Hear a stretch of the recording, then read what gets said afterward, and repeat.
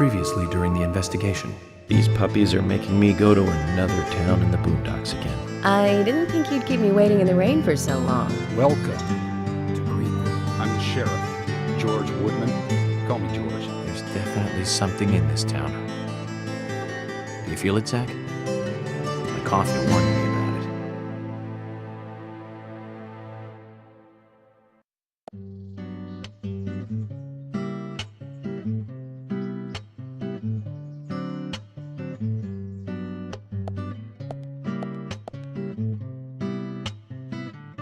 A police car.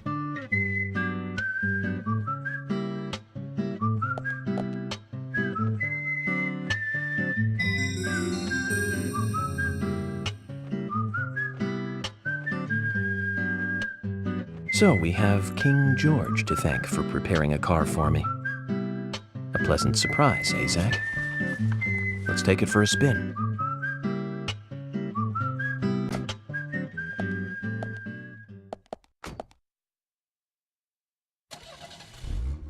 I have to tell you, Zach, this place simply amazes me. The keys were left on the front hood, and nobody stole the car. Values.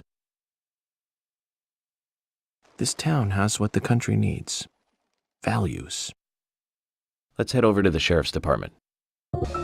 So, Zach, about those bonus features in DVDs nowadays. You know, the ones from the 80s have almost no bonus material.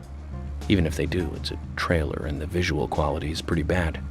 Well, that visual quality is a good reminder of those days. So many new audio and visual appliances were coming out back then. Do you remember the first video deck we bought?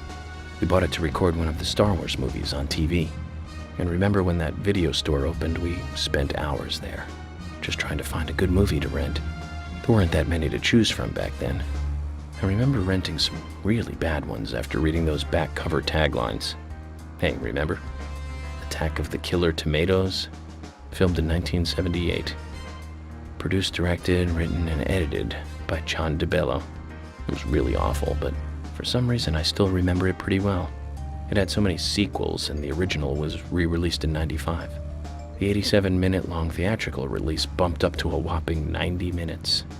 But that was around the time I joined the Bureau. I never have a chance to see it. I know, Zach. Once this case is over, we can watch it together. I bet we can buy a copy on the internet pretty easily.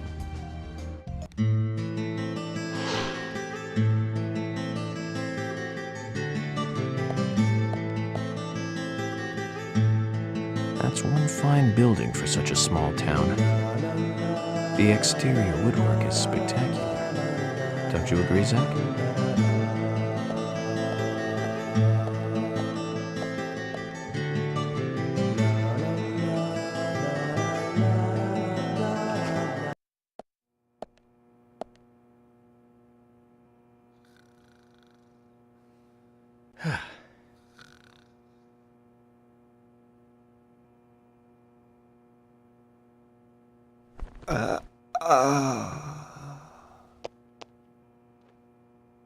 Pleasure to meet you, Agent Morgan. We've been expecting you. I'm Thomas McLean, the sheriff's assistant.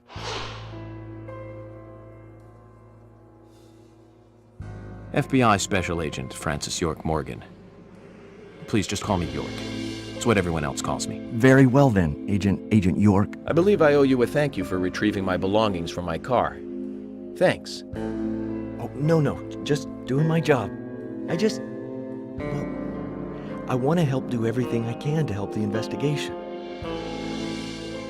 I just can't believe Anna was murdered. She was such a bright and lovely girl. Did you know her well? Well, no, not really. But it's a very small town. I'm sorry. It's just that this is the first really big case I've ever seen.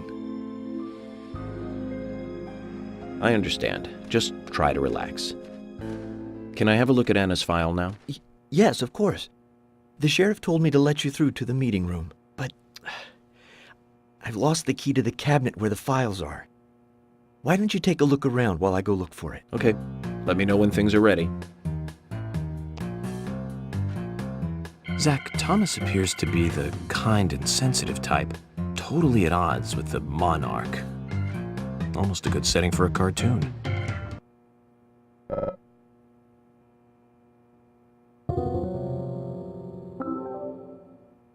You found the key. That's the right one?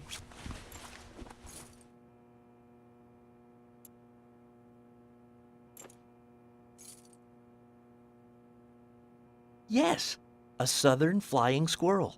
Thank you so much. I'll bring the files right in, so please go to the meeting room. Okay, I'll be waiting for you. Well, Zach, we just got here and we've cracked a big case already.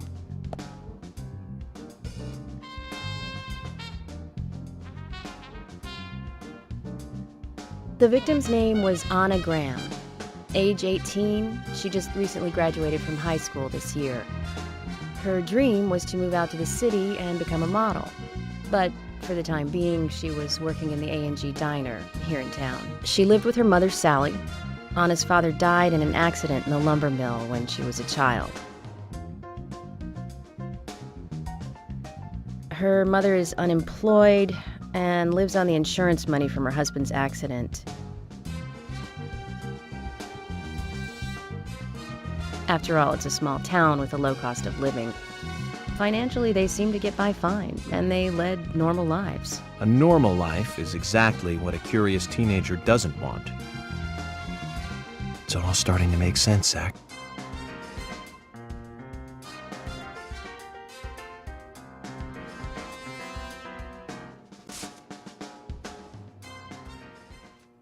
City folk, huh? No, I take that back. All of them can't be as bad as him, and some should have better manners. Huh. This is a good biscuit. I've never tasted a biscuit this delicious. Where in town can I get these? Well, actually, I baked them myself. That's amazing. What are you doing in law enforcement? I'm very particular about biscuits, I'll have you know. The balance of milk and butter you've achieved here. Oh my. Agent Morgan, the autopsy's ready. You are welcome to accompany me to the Greenvale General Hospital. Emily, you come too. Thomas, stay here and tidy up these files. Yes, sir. We're going to use the car outside. Let's get going. You might think this is just a small-town police investigation, but our inspections are thorough and solid. I'm hoping you won't slow us down.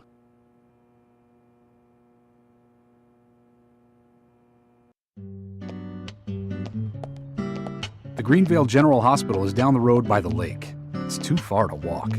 Come on, get in the car. If I'm riding in a car, George, I prefer to be the driver.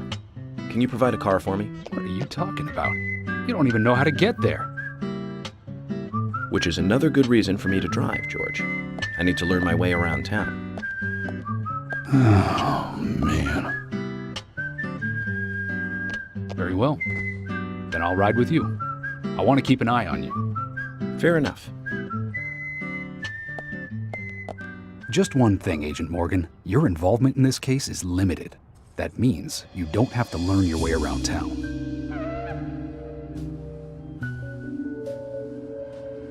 George, we'd better get moving. The hospital closes at 2100.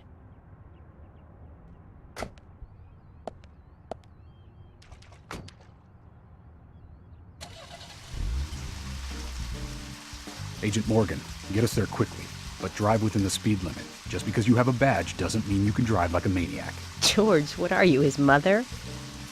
We just need to get the autopsy results. Agent York isn't accustomed to the town yet. Give him a little slack.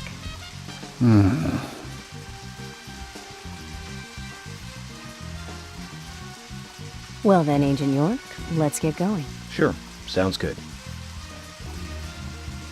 Agent Morgan, I can't help noticing you prefer to work alone. Most of the time, yes. Don't you get lonely, flying all over the country alone? I must say I've never felt lonely. Are you married? Unfortunately, relationships and I are fleeting strangers. I don't get on very well with women, you might be surprised to hear. That's because you're young. You notice things like that at my age. You have to treat women carefully, like a thin crystal wine glass. If you don't, they can cut scars on your face, just like yours, right? George, is this an interrogation? I see you're a seasoned professional. But let's not talk about my scar. It was caused by a problematic woman. Well, she got you good. Terribly good. It'll fade away, and nobody will notice it in a week. A week? It's not that light of a wound.